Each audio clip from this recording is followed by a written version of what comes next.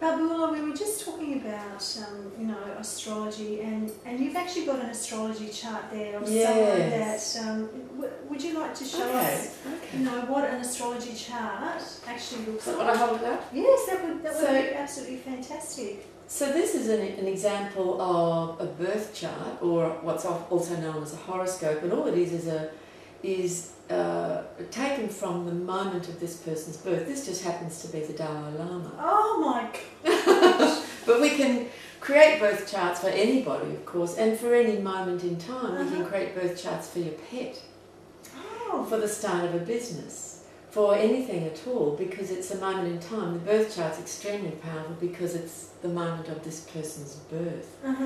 And so, often people say, I wish I came with a set of instructions. Well, we actually do, and it's called the horoscope. And it really tells us, it's just showing where each of the planets, the Sun, Pluto, Venus, the Moon, Neptune, were located in all of the 12 signs of the zodiac at any given moment.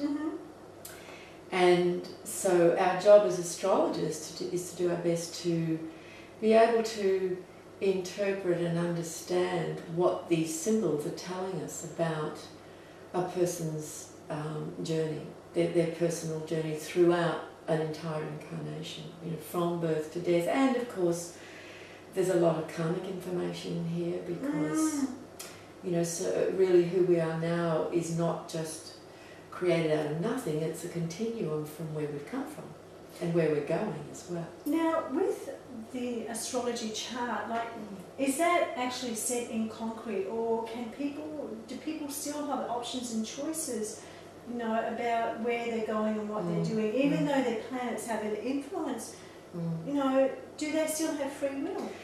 Now that's a huge subject that we could talk about for hours and hours and hours, and I don't think there's a really easy answer to that. But my own personal feeling is that fate, our destiny, plays a huge, huge, huge role in our life. And my experience just keeps reaffirming that for me. And astrology reaffirms that for me a lot.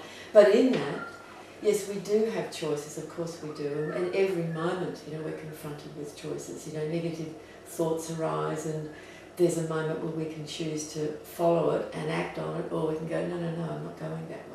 So I think those choices happen in the moment. And bearing that in mind, if somebody chooses not to go down path B and they go down path A, will that show up in the chart here? Or not to that minute degree? Not to that minute degree that we would possibly be able to see. But certainly the birth chart itself is the chart of the birth and represents and symbolises everything that person is and how that person is growing and evolving as a person and as a soul through a lifetime.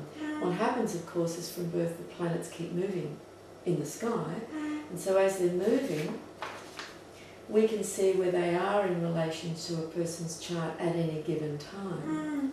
So we know that the moment that Saturn's in Libra, now in this chart, Libra's down here, so Saturn would be here, travelling through this part of the Dalai Lama's chart right now. So we're interpreting the birth chart itself, but we're also looking at what's happening this year or what happened 10 years ago. We can go back to his chart, for example, and see what was going on in his chart when the Chinese invasion happened and he had to leave Tibet, huge event in his life. He would have been aware of that though, wouldn't he? He's a very intuitive man. Yes, and of course in Tibet has their astrologers as well, so that would have all been available to him at the time.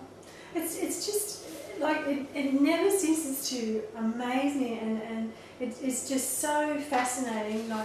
If you are interested in having an astrology chart done with Babula, it truly is an amazing thing to sit here and have a look how the planets have such an influence in one's life. And if politicians actually had this done, imagine what a fantastic impact that may make, a positive change into the decisions that they make. Would that definitely? Well, and actually, we do know that there are some politicians in the world who have and still do very quietly have astrologers. Not many of them, but some do.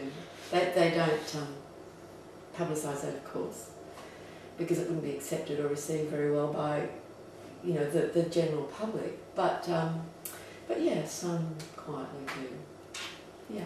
Gosh. Yeah.